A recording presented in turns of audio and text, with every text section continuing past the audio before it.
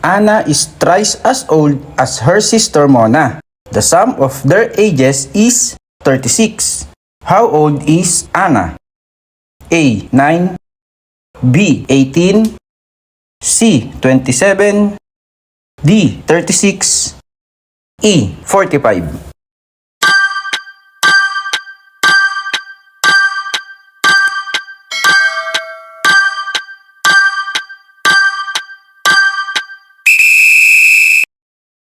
Pataasin ang chance na makapasa sa civil service exam sa tulong ng Earls Review Channel.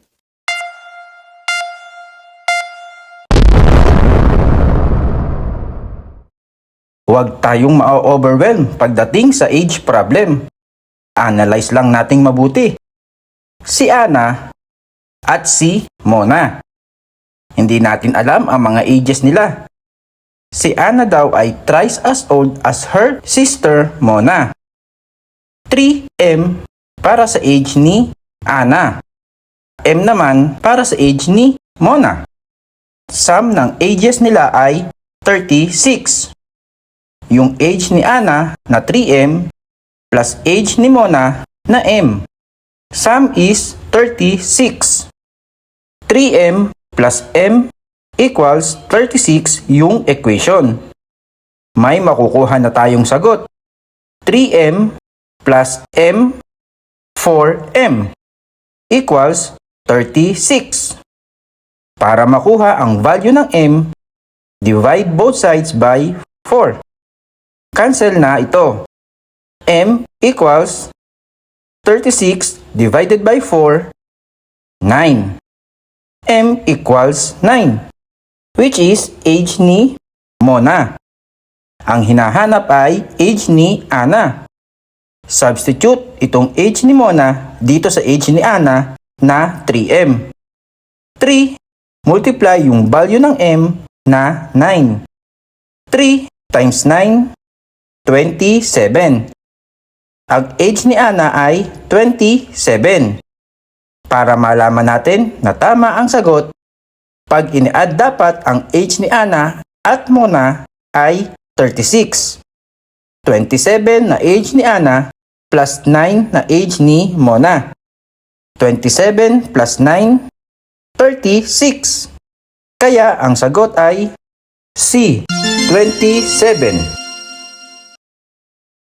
Colette is 4 times as old as her son Jerry. The sum of their ages is 40. How old are both of them? A. 32 and 8, B. 30 and 10, C. 25 and 15, D.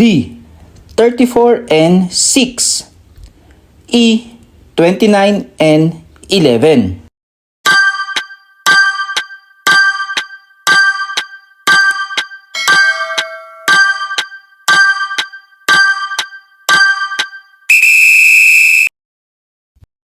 C para sa age ni Colette. G naman para sa age ng anak niya na si Jerry. Pag pinag-add mo daw ang ages nila ay equals 40. Pero ang age daw nitong Colette ay 4 times ng age ni Jerry. Ang age ni Colette na C ay magiging 4G plus G equals 40. Makukuha na natin ang age ni Jerry. 4G plus G, 5G equals 40. Divide lang natin both sides by 5. Cancel. G equals 40 divided by 5, 8. Ang age ng son ni Colette na si Jerry ay 8. Kung 8 si Jerry at si Colette ay 4 times ng age ni Jerry, C equals itong 4G ang gagamitin natin. 4 multiplied by age ni Jerry na 8. 4 times 8, 32. Ang age ni Colette ay 32. At si Jerry naman ay 8. Pag pinag-add mo sila, Ang total ay 40. Kaya ang sagot ay A, 32 and 8. J is 7 years older than Lena.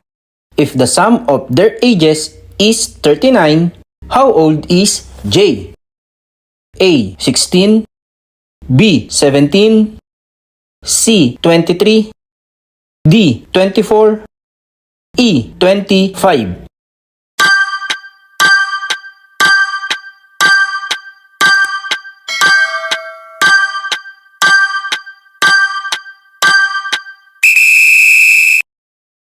In this case, ang missing age ay kay Lena. Lena's age equals N. Si J ay 7 years older than Lena. Magiging age ni J ay yung age ni Lena na N plus 7. Because 7 years older si J than Lena. J is N plus 7. Makakabuo na tayo ng equation na tinatawag sa algebra na algebraic equation. At masasagutan na natin ang problem. Ang sum daw ng ages nila ay 39. Ibig sabihin, i-add natin itong N plus 7 equals to 39. N plus N 2N plus 7 equals 39. Ang goal natin ngayon ay malaman ang value ng N. Para magawa yan, ilipat itong 7 sa kabila. Sa algebra, pag naglipat sa kabila, papalitan ang sign ng opposite sign. Kung plus 7 ito dito, pag nilipat dito sa kabila, magiging minus 7. 2n equals 39 minus 7 na ang equation. 2n, 39 minus 7, 32. Divide both sides by 2 para makuha ang value ng n. I-cancel na ang 2. Matitira na lang ay n equals 32 divided by 2 is 16. N equals 16 ay age ni Lena. Ang hinahanap ay age ni J. By substituting itong age ni Lena dito sa age ni J na n plus 7, makukuha na natin ang sagot. Age ni J ay 16 plus 7 equals 23. Kaya ang sagot ay C, 23. The sum of the ages of Angela, Bea, and Kat is 56. Angela and Bea are same ages. Kat is 8 years older than Angela. What is the age of Kat? A, 16, B, 18, C, 20, D, 22, E, 24.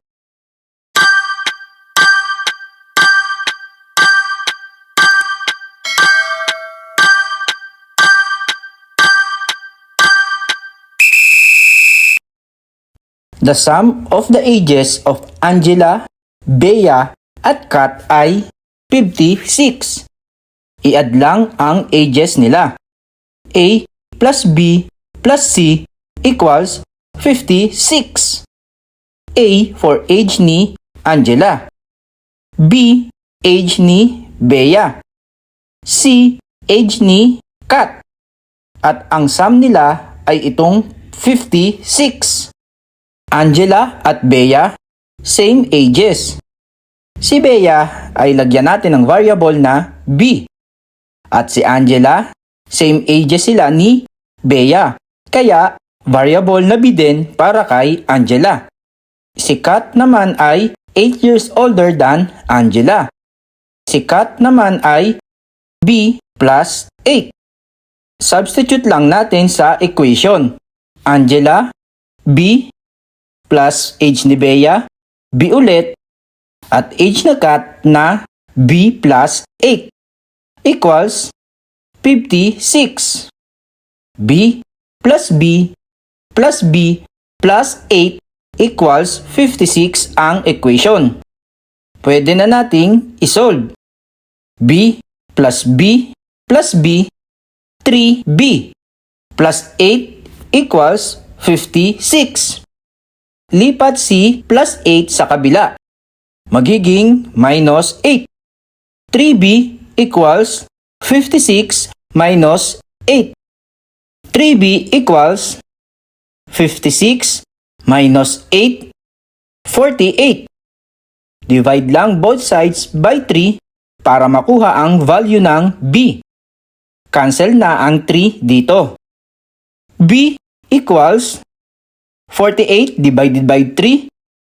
Manual division lang tayo. 1. 1 multiplied by 3, 3. 4 minus 3, 1. Bring down 8, 6. 6 multiplied by 3, 18. 18 minus 18, 0. 16 ang value ng B, which is itong age ni Bea. Ang question is, ano ang age ni Kat? Kung si Kat ay 8 years older than Angela, at kung si Angela ay same age ni Bea, ano ba ang age ni Angela? 16 din, kasi same age sila ni Bea. Nililito lang tayo ng question, pero kung i-analyze mabuti, hindi tayo malilito. Kung ang age ni Angela ay 16, substitute lang dito sa B plus 8. 16 plus 8, 24. Kung i-add natin itong 16 na age ni Angela, 16 na age ni Bea, at 24 na age ni Kat, ang sum nila, 56. Kaya ang sagot ay E, 24. A teacher is 3 times as old as his student. In 10 years, the teacher will be twice as old as his student. How old is the teacher now? A, 10. B, 20. C, 30. D, 40. E, 50.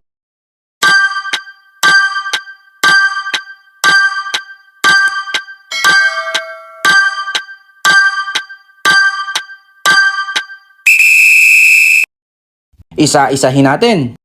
Si student at si teacher. Tapos, age nila now at age in 10 years. Let X para sa age nitong student. At ang sabi, si teacher ay 3 times as old as his student. Meaning, 3X. In 10 years, add tayo ng 10. X plus 10 para sa student. Para naman sa teacher, ang sabi ay in 10 years, twice as old as his student. Multiply lang natin sa 2 itong age ni student. 2 multiplied by x plus 10.